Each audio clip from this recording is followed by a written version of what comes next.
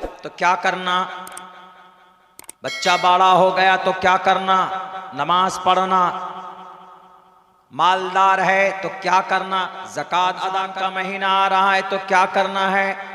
हर मर्द औरत को, बालिग को, आकिल को, बड़े छोटे को, घर के अंदर जो इंसान रहता हो, सफ़र में ना हो, मुबारक रमज़ान का महीना आया, रोज़े रखिए।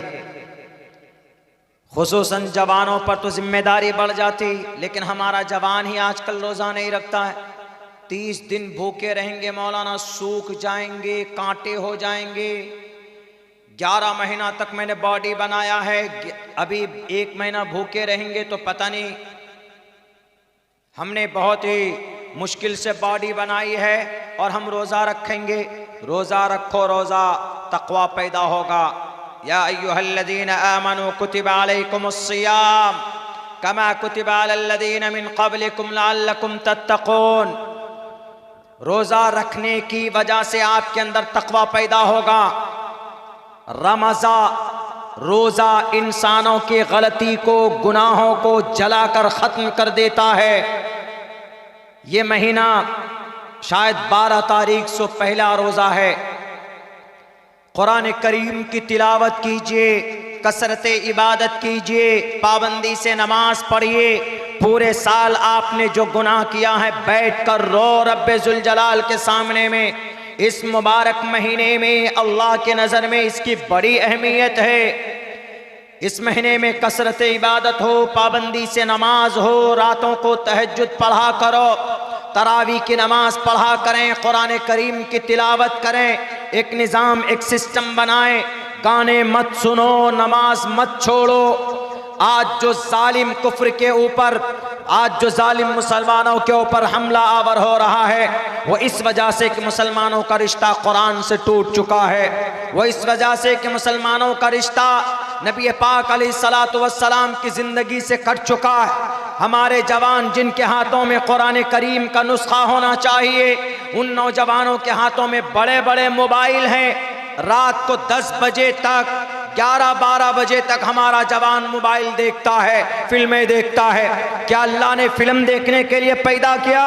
नौजवानों की अल्लाह ने जवानी दी इसलिए कि सलमान खान, शाहरुख खान, आमिर खान की फिल्में देखो और नमाज छोड़कर सोते रहो। अजान होती रहे, नमाज के ताल्लुक से कोई फिक्र नहीं हमारे नौजवानों को। अल्लाह ने जवानी किस लिए दी है? इसीलिए सोचना पड़ेगा, गौर करना पड़ेगा। अगर हमारे जवान नहीं सुधरे, अगर इस कौम का मुसलमान अगर नहीं सुधरा, तो अल्लाह तबारक व तआला ये जालिम बादशाहों को मुसल्लत करता है इस कौम को सुधारने के लिए। इसीलिए ये जो मुबारक महीना आ रहा है, इस मुबारक महीने में हाथ में मोबाइल की जगह पे कुरान करीम लें, पढ़ें, तिलावत करें, इस कुरान पे गौर करिए। जहां कुरान का दर्स होता है, बैठिए, अपने घरों में कुरान का दर्स दीजिए। अल्लाह ने क्या कहा है?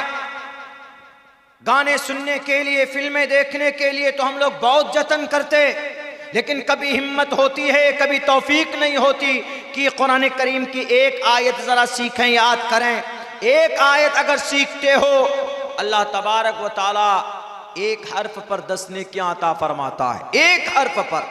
अलिफ लाम मीम, देयर आर 3 वर्ड्स, 3 लफ्ज हो गए, 30 नेकियां मिल गई। अलिफ लाम मीम ज़ालिकल किताबु ला रैब फीहि हुदल लिल मुत्तकीन। दुनिया में किसी के पास इतनी अच्छी किताब नहीं है कि जिसको पढ़ने पर सवाब हो। रामायण, महाभारत, गीता पढ़ने वाले पर सवाब नहीं मिलता उनको अच्छी बातें कुछ मिल सकती होंगी, मुमकिन है, जरूरी नहीं है। हमारे कुरान से बेहतर कोई किताब नहीं है, लेकिन आज मुसलमान कुरान से दूर हो चुका है। हमारे अगर 5-10 जवान को खड़ा कीजिए और उनको कहिए कि जरा कुरान सूरह फातिहा सुनाओ, तो ढंग से सूरह फातिहा नहीं सुना पाएंगे। जरा कहो सूरह इखलास सुनाओ, तो नहीं सुना पाएंगे। कहेंगे कि भाई सूरह मुअव्वज़तैन सुनाओ, तो नहीं सुना पाएंगे। कुल औज़ु बिरब्बिल फलक, कुल औज़ु बिरब्बिन नास सुनाइए, नहीं सुना पाएंगे। अत्तहियात सुनाओ तो नहीं सुना पाएंगे। दरूद शरीफ सुनाओ तो नहीं सुना पाएंगे। और भी बहुत सारी चीजें हैं, दुआएं हैं, बहुत सारे मसनून दुआएं हैं। नहीं सुना पाएंगे। गाना पूछ लीजिए, अभी गाना 1 नंबर से 10 नंबर तक गाना सुनाने के लिए तैयार हो जाएंगे। मेरे नौजवानों, आप शरीयत पर अमल कर लो, वरना शरीयत बदली जा रही है आपकी भारत के अंदर में। बदली गई ना आसाम में, पड़ोस में। क्या क्या कानून लाया पता है? इस्लाम में शादी की कोई उम्र है, कोई उम्र नहीं है। इस्लाम में शादी की कोई उम्र तय नहीं है, कभी भी शादी कर सकते हैं। मर्द अगर 50 साल की उम्र में शादी करना चाहे कोई मैटर नहीं, कर सकते। अगर 15 साल की उम्र में करना चाहे तो कर सकते हैं शरीयत में। लेकिन अब कानून क्या आया पता है? अब कानून ये आया है कि कोई भी लड़की 18 साल से पहले शादी नहीं कर सकती, कोई लड़का 21 साल से पहले शादी नहीं कर सकता। उससे पहले अगर कोई निकाह करेगा, शादी करेगा, तो वह शादी उसकी नहीं मानी जाएगी, वो अनवैलिड होगी। उसको 6 महीने तक जेल हो सकती, 50,000 रुपए का जुर्माना हो सकता है। कहां कानून बना है? यही आसाम के अंदर में हेमंत बिश्व शर्मा। इस्लाम में उम्र की कैद नहीं है, लेकिन अब इन्होंने उम्र की कैद लगा दी। गोया शरीयत के अगेंस्ट में, कुरान और शरीयत के अगेंस्ट में कानून बन रहा है। और पता है क्या कह रहे हैं? वो कह रहे हैं कि हम इसलिए ये कानून ला रहे हैं ताकि बाल विवाह रुक जाए। बाल विवाह समझते? छोटी बच्ची की शादी होती है ना छोटी उम्र में। छोटी उम्र में कितनी उम्र में होती? 15 साल से पहले कोई अपनी बच्ची का निकाह नहीं करता। और औरत बच्ची 12 साल में बालिगा हो जाती है, 12 साल की उम्र में। लड़का 15 साल की उम्र में तकरीबन कैपेसिटी हो जाती है उसके अंदर शादी की। लड़की के अंदर में, औरत के अंदर में, ये अल्लाह की तरफ से निजाम है। अगर वो निकाह कर ले 12 साल के बाद, 12 साल में वैसे करते नहीं, कोई 15 साल में लड़की का निकाह करवाते। लेकिन इन्होंने कहा कि नहीं, वो बाल विवाह है। बाल विवाह का मतलब बचपन में शादी है, उसको क्राइम माना जाता है इंडियन कॉन्स्टिट्यूशन में। ठीक है, बाल विवाह, बच्ची की शादी अगर हो जाए बालिग होने से पहले, 18 साल से पहले, तो उसको बाल विवाह माना जाता है। लेकिन इससे भी ज्यादा खतरनाक गुनाह हो रहा है, उस पर तो कोई कानून नहीं बनना है। आसाम के अंदर पिछले 1 साल में 1400 बच्चियों का रेप हुआ। इस पर कानून बना? पूछिए सीएम साहब से। हेमंत बिश्व शर्मा जी, कानून बना इस पे? आपके Assam witnessed Indian express, times now, Bharat news report करता है पिछले 1 साल में 1400 बच्ची का रेप होता है। आप इस पर कानून नहीं बनाते? 31 जनवरी सन 2024 को गुवाहाटी की सड़कों पर एक 15 साल की लड़की स्कूल पढ़ने के लिए जाती है, उसके पड़ोसी उसके साथ रेप करता है, उसका मर्डर कर देता है। इस पर कोई कानून नहीं बनता है। पिछले 3 साल के अंदर 12,776 बच्चियों का रेप होता है आसाम के अंदर। इस पर कोई कानून नहीं बनता है। अगर कानून बने तो इस्लाम के खिलाफ, कुरान के खिलाफ, शरीयत के खिलाफ कानून बनाते हो। अरे शरीयत अल्लाह की बनाई हुई चीज है, कुरान अल्लाह का फरमान है। मौलाना अब्दुल्ला की तरफ से नहीं है कुरान, मोहम्मद रसूलुल्लाह के तरफ से भी नहीं है कुरान, बल्कि ये कुरान डायरेक्ट अल्लाह के तरफ से है। वमा यंतिकु अनिल हवा इन हुवा इल्ला वहयुन यूहा, अल्लाह के तरफ से वही की गई है, अल्लाह का फरमान है। और अल्लाह से बेहतर कोई नहीं जान सकता, कोई इस्लाह का बेहतर तरीका नहीं बता सकता है अल्लाह तबारक व तआला से। अगर बेटी की इतनी फिक्र है तो उन 12,776 बेटियों को इज्जत दो, उनकी इज्जत की हिफाजत के लिए कोई कानून बनाते। हेमंत बिश्व शर्मा साहब, वो एक 15 साल की बच्ची स्कूल जाते हुए उसका रेप होता है, उसकी इज्जत बचाने के लिए कोई कानून नहीं बनाते, कोई उसके ऊपर फिक्र नहीं होती। यही कानपुर की धरती में, उत्तर प्रदेश में अभी 5-6 दिन पहले 2 मासूम बच्ची थी, नाबालिग लड़की थी। वो नाबालिग लड़की, उसके माँ बाप, भट्टा होता है ईंट का, जहां ईंट बनाई जाती है वहां पर वो लोग मजदूरी कर रहे थे। उन दोनों बच्ची की वो भी मजदूरी करती थी, उनको पैसे मिलते थे, लेकिन भट्टे में जो ठेकेदार था उस ठेकेदार ने उन दोनों बच्ची का वीडियो बनाया छेड़छाड़ का, और उस वीडियो के जरिए से डेली या हर हफ्ते में या हर 2 दिन में या 3 दिन में उस बच्ची का रेप करता था, उसकी इज्जत लूटता था, डराता और धमकाता था, और ये कहता था कि अगर तुम किसी को बोलोगी तो तुम्हारा ये वीडियो वायरल कर देंगे, तुम जलील हो जाओगी, तुम्हारी तुम्हारी बेइज्जती होगी, तुमसे कोई शादी नहीं करेगा। वो बच्ची डर गई। उन बच्चियों ने मजबूर होकर, उसका बाप गया पुलिस वाले के पास, नमाज पढ़ने पर तुम्हारे पेट में दर्द होता है, लात मारते हो पुलिस वाले गुंडे भाई साहब, लेकिन बेटियों की इज्जत लूटी जाती है, उस पर तुम्हारा पैर नहीं चलता, उस पर तुम्हारा हाथ नहीं चलता। पता है क्या किया? उसके बाप गए डीएम के पास, एसपी के पास कि हमारी बेटी की इज्जत लूटी गई है, सर कुछ कीजिए हमारी बेटी का। तो उन्होंने कहा ठीक है, लिख करके दो, हम कार्रवाई करेंगे। 1 हफ्ता हो गया, 1 महीना हो गया, 2 महीने, 3 महीने, 5 महीने, 6 महीने, 1 साल बीत गया, कोई कार्रवाई नहीं हुई। क्यों? क्योंकि सामने जो दबंग था, जो जिना करने वाला था, वो थोड़ा पैसा वाला था, पैसा वाला।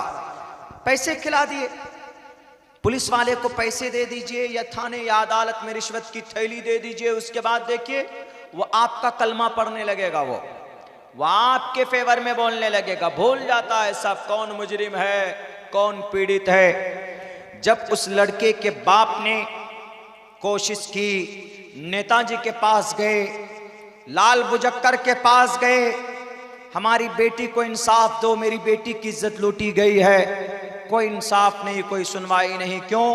क्योंकि जो रेप करने वाले थे वो दबंग थे, पैसे वाले थे, दादा थे, वो बाहुबली थे, वो डॉन थे। बिल आखिर उन लड़कियों ने देखा कि जब हमारी इज्जत की कोई परवाह किसी को नहीं है तो हम अपनी जान खतरे में डालते, अपनी जान को खत्म कर देते। उन दोनों बच्चियों ने पेड़ पे अपने आप को लटका कर फांसी में मार दिया। सुबह उनकी दोनों बच्चियों की लटकी हुई लाश मिली। मीडिया वाले गए, उसके बाप ने कहा मीडिया वाले से कि मेरी बेटी फांसी ली नहीं है, इसको उकसाया गया है फांसी लेने पर। कहा क्यों, क्या हुआ? कहा मेरी बेटी का हमेशा से वो लोग, जिस भट्टे में मैं काम करता हूं वहां पर कुछ बाहुबली टाइप के लोग हैं, वो हमारी बच्ची की इज्जत लूटता है, और फिर कोई कार्रवाई नहीं हुई। ये जितने नेता हैं, ये जो बोलते हैं बेटी बचाओ बेटी पढ़ाओ, इससे बड़ा ढोंगी, इससे बड़ा कोई झूठा नहीं है। सिर्फ बोलते हैं बेटी बचाओ बेटी पढ़ाओ, और जब बचाने की बारी आती है तो दुम दबा कर भाग जाते हैं नालायक। इसीलिए उन्होंने कहा कि मेरी बेटी का रेप हुआ, मेरी बेटी की इज्जत लूटी गई, मेरी बीवी ने सोचा कि इंसाफ मिलेगा, कोई इंसाफ नहीं मिला। मजबूर होकर मेरी दोनों बेटियों ने सुसाइड और इन्होंने फांसी के फंदे पर लटकाया है, अपने आप को लटका लिया। जरा पूछो दुनिया के तमाम किताबों से कि अब उन दोनों बच्चियों को कैसे इंसाफ मिलेगा। ऋग्वेद नहीं बता पाएगा, यजुर्वेद नहीं बता पाएगा, सामवेद नहीं बता सकता है, बाइबल नहीं बता सकता है, आप आवाज़ पढ़िए वो किताब नहीं बता सकती, तलमूद पढ़िए वो किताब नहीं बता सकती, लेकिन कुरान के पास आओ कि कुरान बताओ इन दोनों बच्चियों को कैसे इंसाफ मिले, कोई उपाय है तुम्हारे पास? तो हमारा कुरान कहता है कि उपाय है, आओ। कुरान कहता है 18वें पारे के अंदर सूरह नूर पढ़िए, अज़्ज़ानियतु वज़्ज़ानी फजलिदू कुल्ल वाहिदिन मिनहुमा मियत जल्दा वला ताख़ुज़ुकुम बिहिमा राफ़तुन फ़ी दीनिल्लाह इन कुंतुम तुअमिनून बिल्लाहि वल यौमिल आखिर वलयशहद अज़ाबहुमा ताइफ़तुम मिनल मुअमिनीन। ज़िना करने वाली औरत हो या जिना करने वाले मर्द हो, अगर कोई जिना करता है फजलिदू कुल्ल वाहिद मिनहुमा, उन जानी को पकड़ कर लाओ मैदान में चौराहे पर और उसको रस्सियों से बांध दो और उसके पीठ पर चमड़े के कोड़े से 100 कोड़े बरसाओ उसकी पीठ के ऊपर, 100 कोड़े से उसकी पीठ को दागो, उसके खाल उधर जाना चाहिए, उसकी बॉडी से खून निकलना चाहिए। फजलिदू कुल्ल वाहिद मिनहुमा मियत जल्दा। कुरान फैसला देता है, कुरान इन मासूम बच्चियों को इंसाफ दे सकता है। दुनिया के किसी निजाम में इंसाफ नहीं मिलता, इसलिए कि पुलिस वाले रिश्वत लेकर मुंह बंद कर लेते हैं और कार्यपालिका जिसको डीएम एसपी कप्तान के ऑफिस बोलते हैं, रिश्वत की थैलियां देकर इनका स्टेटमेंट बदल जाता है क्योंकि सामने बाहुबली है। लेकिन कुरान कहता है कि कोई बाहुबली नहीं चलेगा। लाओ पकड़कर जिसने बेटी की इज्जत लूटी है, वला ताखुजुकुम बिहिमा राफतुन फी दीनिल्लाह। अगर बाहुबली होगा अपने घर का होगा, अगर पैसे वाला होगा अपने घर का होगा, लेकिन वला ताखुजुकुम बिहिमा, शरीयत की पाबंदी में, इंसाफ में कोई कॉम्प्रोमाइज नहीं है। आज अगर मिनिस्टर का बेटा जिना करे, अगर मंत्री के बेटा किसी बेटी की इज्जत लूटे तो पैरवी कर कर बचा लिया जाता है। लेकिन हमारा कुरान क्या कहता है, वला ताखुजुकुम बिहिमा राफतुन फी दीनिल्लाह। सजा देने में कोई भेदभाव नहीं, मंत्री का बेटा हो कि संतरी का बेटा हो और कानपुर की बेटी की इज्जत लूटने वाला भट्टे का ठेकेदार हो, कोई भी होगा, वला ताखुजुकुम बिहिमा राफतुन फी दीनिल्लाह, कोई रियायत नहीं बरती जाएगी, बल्कि 100 कोड़े लगाओ उनको, मारो उनको, और फिर बंद कमरे में नहीं, कहां, एक चौराहे पर। वल्यशद अज़ाबहुमा ताइफतुम मिनल मुमिनीन, मुसलमानों की एक झुंड के बीच में उसको मारो ताकि उनकी सजा पूरे गांव में, पूरे शहरों में फैलना चाहिए, उनकी सजा की बात पहुंचनी चाहिए ताकि कोई दूसरा जवान किसी बेटी की इज्जत ना लूटे। बताओ, अगर कानपुर की दोनों बेटियों को कोई इंसाफ देने की बात करता है तो हमारे कुरान में लिखा हुआ है, हमारे कुरान के निजाम को अगर अपनाया जाए, आज हर 45 सेकंड में बेटी की रेप की इज्जत लूटी जाती, 45 सेकंड में, हर 45 सेकंड में एक बच्ची की इज्जत लूटी जाती है। क्यों? बेपर्दगी की वजह से, बेपर्दगी की वजह से, दबंगई की वजह से। अगर हमारे कुरान पर अमल किया जाए ना, रेपिस्टों को अगर सजा दी जाए कुरान के मुताबिक, तो 45 सेकंड तो दूर की बात है, 45 दिन में भी कोई रेप का मामला सामने नहीं आएगा। यह है हमारा कुरान। अब बताइए इंसाफ कहां से मिलेगा? इसीलिए हम कहते हैं ना कि हमारे पास दुनिया का सबसे बेहतरीन सिस्टम मौजूद है। वो क्या है? वो कुरान करीम की शक्ल में है। बेहतरीन निज़ाम मौजूद है, वो कुरान करीम की शक्ल में है। और हम मुसलमान इसी कुरान से मोहब्बत नहीं करते। जितना हो सके आप अपने कुरान से मोहब्बत पैदा कीजिए, कुरान को सीखिए, कुरान को समझिए। वक्त मिल जाए, फुर्सत है, आप कुरान करीम खोल करके बैठ जाइए, देखिए, आप तिलावत कीजिए। अगर आपको अल्लाह से बात करना, if you want to talk with your God, अगर आप अल्लाह से बात करना चाहते तो आप कुरान करीम की तिलावत कीजिए, पढ़िए। लेकिन नहीं, कितने लोग हैं जो पढ़ते ही नहीं हैं। अगर दिल को, अगर अपने अंदर कॉन्फिडेंट